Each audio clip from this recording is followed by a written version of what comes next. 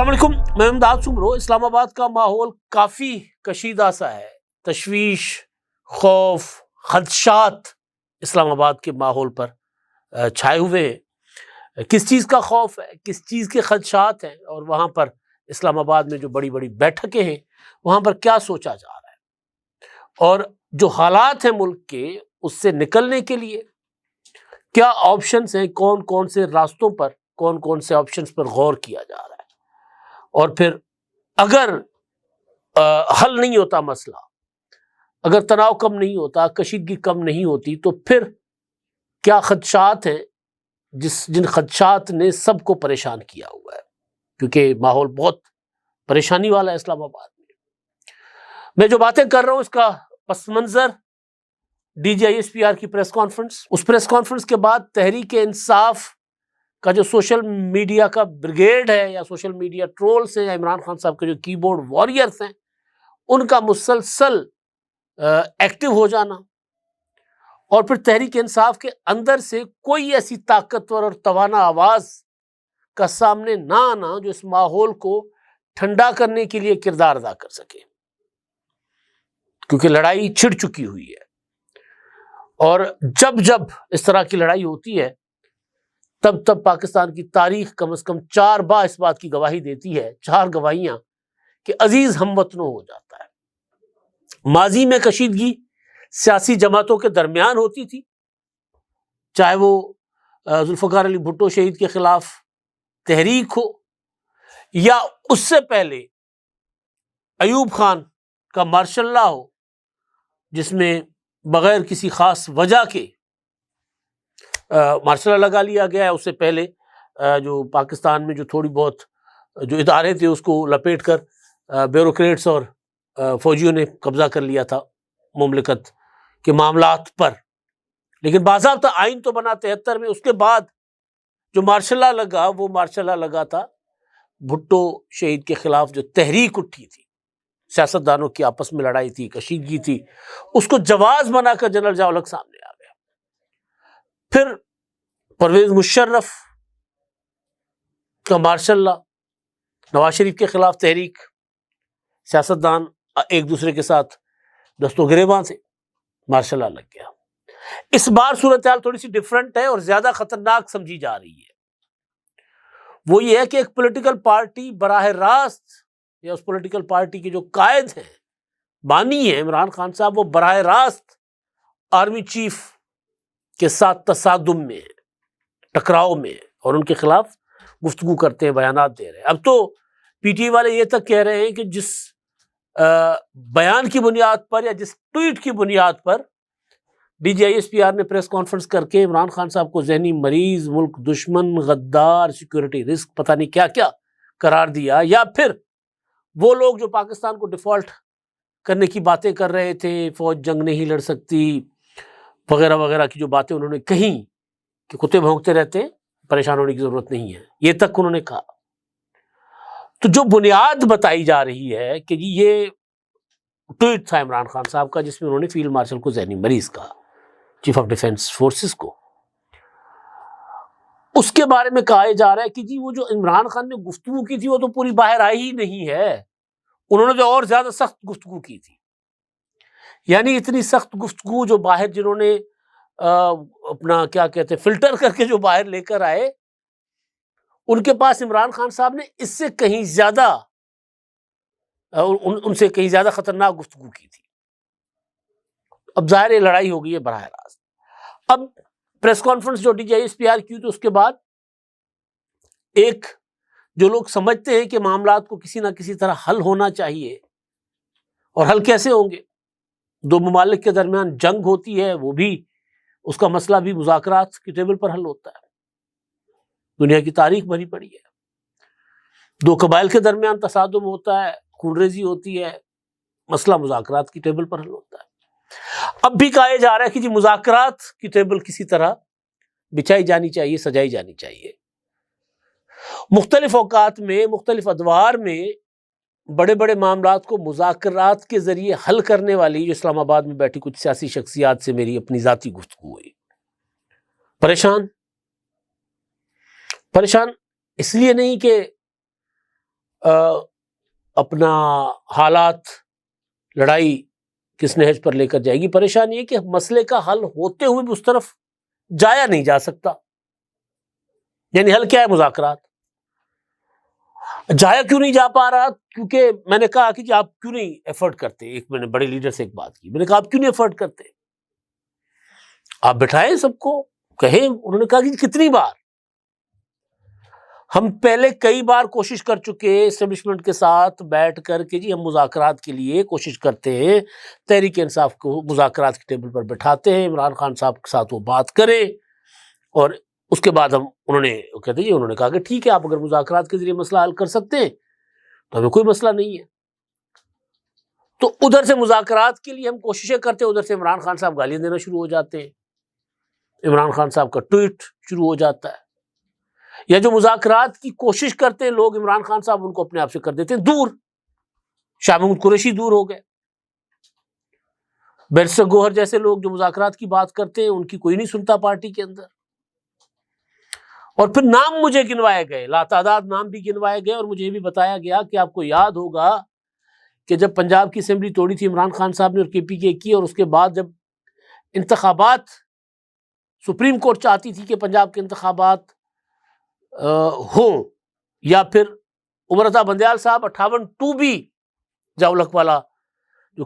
کالا قانون تھا وہ استعمال کر کے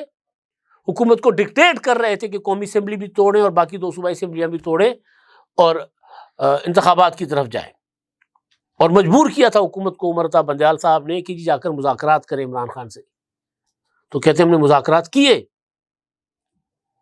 اور 6 مئی تک مذاکرات کا نتیجہ نکل گیا. 2023 نتیجہ نکل گیا. ادھر سے عمران خان صاحب نے لات مار دی, کہا کہ جی مذاکرات سے باہر, 12 مئی تک اگر اسمبلیاں توڑتے ہیں 13 مئی تک تو ٹھیک ہے, ورنہ باہر آ جائیں. مذاکرات ختم کر دیے عمران خان صاحب نے. اور پھر اس کے صرف 3 دن بعد 9 مئی ہو گیا, اور اس 9 مئی میں ابھی تک پی ٹی آئی پھنسی ہوئی ہے اس کے دلدل میں. تو یہ کہہ رہے تھے کہ مذاکرات حل ہے, لیکن مذاکرات کے لیے عمران خان صاحب تیار نہیں ہوتے. وہ کہتے ہیں میں فوج کے ساتھ مذاکرات کروں گا, فوج مذاکرات کرنے کو تیار نہیں ہے. ہم کہتے ہیں کہ فوج کا کام نہیں ہے مذاکرات کرنا, مذاکرات کرنا سیاستدانوں کا کام ہے, حکومت کا کام ہے, حکومت کے ساتھ بیٹھ جاؤ. تو اس معاملے پر تیار نہیں ہے. اور وہ مجھے جن 2-3 لیڈروں سے میری بات ہوئی, وہ کہتے ہیں ہم کافی شاپ پہ بیٹھتے ہیں, کوثار پہ جا کر بیٹھتے ہیں, ہم کسی ڈرائنگ روم میں بیٹھتے ہیں, ہم پارلیمنٹ لاجز میں بیٹھے ہوئے ہیں, پارلیمنٹ کے کیفیٹیریا میں بیٹھے ہوئے. بات ہی ہوتی ہے کہ کسی طرح مذاکرات کی طرف جانا چاہیے معاملات کو, لیکن عمران خان صاحب فوج کے علاوہ کسی سے مذاکرات کو تیار نہیں, فوج مذاکرات کے لیے تیار نہیں ہے. تو پھر میرا سوال یہ تھا کہ اگر آپ کچھ نہیں کر پائیں گے تو لڑائی تو نہیں تھمے گی. ظاہر ہے اب معاملات جس نہج پر چلے گئے, D G I S P R نے پریس کانفرنس کر کے طبلِ جنگ بجا دیا ہے, جو کہ ظاہر ان کو نہیں کرنا چاہیے تھا. غیر ضروری پریس کانفرنس تھی, اوائڈ کیا جا سکتا تھا. لیکن اس کی دلیل اسلام آباد میں بیٹھے ہوئے کچھ لوگ یہ دے رہے ہیں کہ دیکھیں مطلب ایک تحریکیں چلی ہیں فوجی ڈکٹیٹروں کے خلاف, لیکن تب آمریت ہوتی تھی. دوسری بات یہ ہے کہ ایک مسلسل گزشتہ 3-4 سال سے ایک شخص کو ٹارگٹ کیا جا رہا ہے, ایک ادارے کو ٹارگٹ کیا جا رہا ہے, اور وہ ادارہ جو ہے وہ آپ کو جنگ بھی جیت کر دکھاتا ہے. وہ ادارہ دہشت گردی کے خلاف ایک بڑے محاذ پر بھی لڑ رہا ہے, اور پھر ان کے جو چیف ہیں ان کو دنیا جہاں عزت دیتی ہے, اور آپ ان کے خلاف ٹرولنگ کر رہے ہیں, ان کو گالیاں دے رہے ہیں, طرح طرح کے القابات سے نواز رہے ہیں. تو بے شک وہ آئین کے ان کو رہنا چاہیے اندر, لیکن صبر کا پیمانہ لبریز ہو جاتا ہے, تو ان کا بھی ہو گیا. تو وہ کہہ رہے ہیں کہ پریس کانفرنس کے بعد اب صورتحال یہ ہے کہ اگر تو تحریک انصاف کی طرف سے خاموشی اختیار کر لی جاتی ہے, یعنی عمران خان صاحب کا ٹویٹ, پی ٹی اے کا سوشل میڈیا, اگر ان کو روک دیا جاتا ہے کہ فی الحال آپ سیز فائر کریں, ون سائیڈڈ سیز فائر ہوگا, آپ ادھر سے سیز فائر نہیں ہونا, اعتماد کی بحالی کے لیے کم از کم وہ خاموش ہو جائے, اور اس کے بعد پھر عمران خان صاحب کم از کم اپنے کچھ لیڈران کو بھی اختیار دے دے کہ حکومت کے ساتھ مذاکرات کے لیے بیٹھ جائے. تو اسلام آباد میں پریشان بیٹھے جو لوگ ہیں, جو سمجھدار لوگ ہیں, وہ کہہ رہے ہیں کہ جی ہم اس کے بعد ہم کوشش کر سکتے ہیں کہ دوبارہ اسٹیبلشمنٹ کو کہہ دیا جائے کہ وہ مذاکرات کے لیے تیار ہے, ہمیں ذرا مسئلے کا حل نکالنے دیں تو شاید ہماری بات مانی جائے، ورنہ ہم تو کئی بار اسٹیبلشمنٹ کو راضی کر چکے ہیں، آگے سے عمران خان صاحب کی طرف سے انکار ہو جاتا ہے۔ تو اب کیا ہوگا، یہ میرا سوال تھا کہ چلے عمران خان صاحب تو راضی شاید نہ ہوں آپ کے ساتھ بیٹھنے کے لیے، کیونکہ انہوں نے اتنا خطرناک قسم کا نیریٹو بلڈ کیا ہے اور انہوں نے ایسا اپنا کلٹ پیدا کیا ہے کہ اگر وہ کل کو زرداری صاحب کے ساتھ، نواز شریف صاحب کے ساتھ وہ سمجھتے ہیں کہ میں بیٹھ گیا تو لوگوں نے مجھے کچا کھا جانا ہے، جن لوگوں کو میں نے روبوٹ بنایا ہوا ہے، زومبیز جو میں نے بنائے ہیں وہ مجھے کچا کھا جائیں گے۔ تو خان صاحب تو یہ سوچ رہے ہیں، تو وہ نہیں بیٹھیں گے۔ تو میں نے کہا کہ پھر مسئلہ حل نہیں ہوگا، کشیدگی بڑھے گی، تناؤ بڑھے گا، اور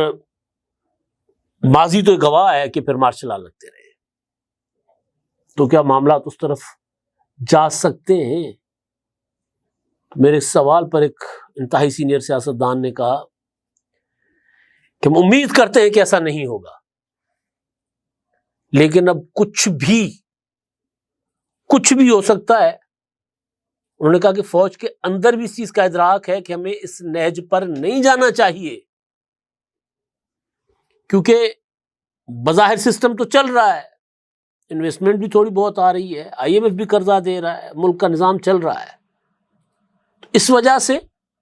فوج اور سیاستدان مل کے یا حکومت اور فوج مل کے معاملات کو آگے بڑھانا چاہتی ہے۔ لیکن اگر کہیں معاملہ ہیڈ آن ہو جاتا ہے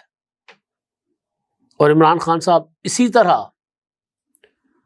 اریٹیٹ کرتے رہیں گے تو پھر کچھ بھی ہو سکتا ہے۔ یہ وہ نقطہ ہے جس نقطے کی وجہ سے اسلام آباد میں بہت زیادہ پریشانی بھی ہے، تشویش بھی ہے، اور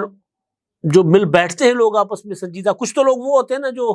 کھایا پیا اڑایا اور چلے گئے ایسے کے لیے، لیکن کچھ وہ لوگ ہوتے ہیں جن کو واقعتاً فکر ہے کہ ہونا کیا ہے، سسٹم ملک کا کیا ہونا ہے۔ ظاہر عمران خان صاحب ایک بہت بڑی پارٹی کو لیڈ کرتے ہیں، پاپولر پارٹی ان کی، انہوں نے ایک بہت بڑی فالوئنگ اپنی بنائی ہے۔ تو اور پھر وہ ایک بڑا کمال جملہ مجھے ملا کہ جی عمران خان صاحب کی سیاست نے عوام کو بھی ہائی جیک کر لیا ہے اور دیگر سیاسی پارٹیوں کو بھی ہائی جیک کر لیا ہوا ہے، سب ایک جگہ پھنس گئے ہوئے۔ تو اس سے اگر نہیں نکلا جاتا کچھ عرصے کے اندر تو پھر کچھ بھی ہو سکتا ہے۔ تو پھر اگلا قدم، جیسے میں نے پہلے آپ کو بتایا تھا کہ پی ٹی آئی پر پابندی بھی ہو سکتی ہے، کہ پی کے میں گورنر راج بھی ہو سکتا ہے، عمران خان صاحب کے لیے کوئی بڑی سزا بھی ہو سکتی ہے۔ لیکن اگر اس سب سے بھی مسئلہ حل نہیں ہوتا تو پھر پاکستان کی تاریخ میں اچانک کسی رات کو عزیز ہم وطنوں ہو جاتا ہے۔ اسلام آباد پر یہ خوف بھی طاری ہے کہ ایسا نہ ہو جائے، اس لیے تحریک انصاف کے لوگوں پر زور یہ دیا جا رہا ہے میل ملاقاتوں میں کہ خدا کا واسطہ ہے کچھ کریں، ان کو جا کر سمجھائیں کہ سیاستدانوں کے ساتھ بیٹھ جائیں، باقی سیاستدان سنبھال لیں گے، اور حل بھی یہی ہے۔ ورنہ عمران خان صاحب خود تو ڈوبے ہوئے ہیں، پورے سسٹم کو ڈبو دیں گے۔ اب تک کے لیے اتنے، اللہ حافظ۔